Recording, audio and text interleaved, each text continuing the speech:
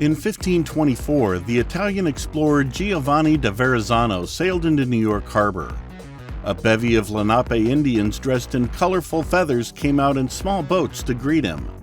But before they could transact much business, according to historians Edwin Burroughs and Mike Wallace, a storm rose and chased the Europeans back out to safer waters. The Indians returned to land. The Lenapes were well suited for life in the Hudson estuary. They had no cellars or subway tunnels that could flood.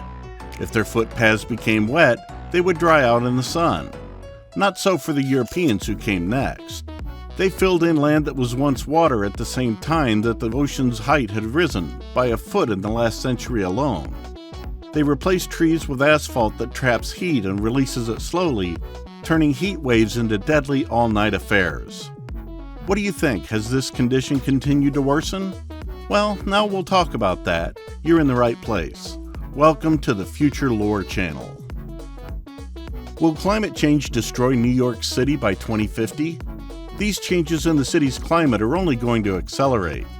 According to the New York City Panel on Climate Change, our winters will become shorter and wetter, our summers longer and hotter. The Atlantic will keep rising, potentially turning some of the landfilled areas back into the wetlands they once were. The annual cost of dealing with severe weather will more than double, and that's not counting when hurricanes hit the city's shores.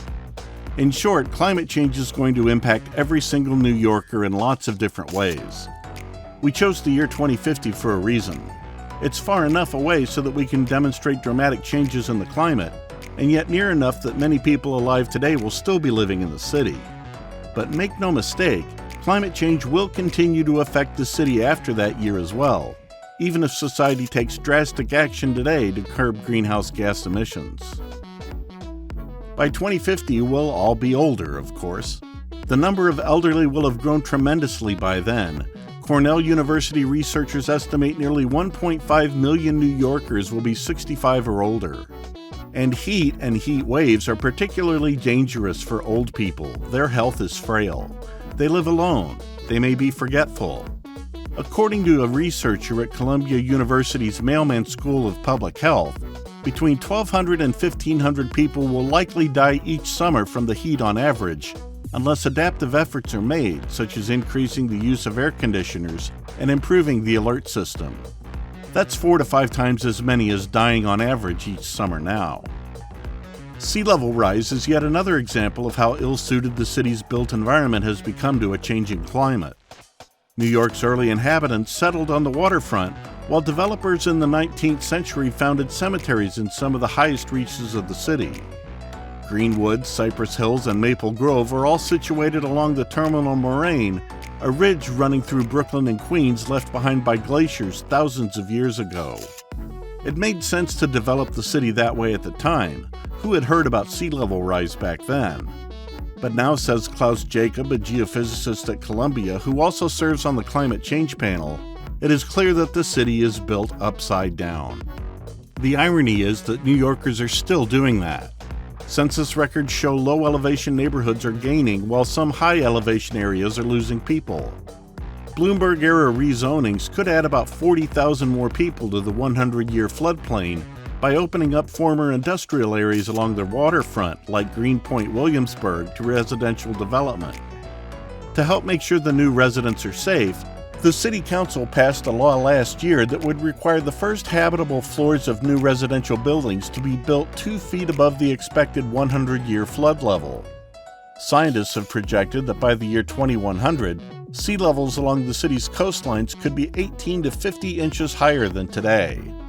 Average temperatures on the hottest days of the summer have increased at rates ranging from 0.01 to 0.7 degrees per decade, depending on where measurements are taken in the 5 boroughs. The power to enact major changes, such as imposing a carbon tax nationwide or banning the burning of coal, or setting vehicle emission standards, largely rests in Washington. The failure of national leaders to take any significant action has left New York City largely on its own. Therefore, we must become aware of the danger in which we find ourselves. The main question is whether New York will disappear by 2050 due to climate change. It won't disappear, but it will endure great destruction and natural disasters. Unavoidably, some New Yorkers will drown as a result of climate change, and others will have their belongings destroyed by flooding because some parts of the New York metro area simply will not be ready to handle the rising water. Also, some of us will suffer from the effects of the heat, and some will be left homeless. That's why we all must work together to improve and preserve the environment, reduce emissions from vehicles, and start to reduce climate change. Let each of us contribute a little, and the results will be visible. Let's save our city. Let's save lives and property. Let's leave the offspring a nice place to live, shall we? So what do you have to say about climate change? Do you feel them? How? Yes, the situation will be worse, you're right. So we must pay attention to our behavior towards nature. Please share with us your comments and opinion because we'd like to know them. There's a comment section, so feel free to put it there. Make sure to like and subscribe to our channel. Press the bell to be notified when new content is online.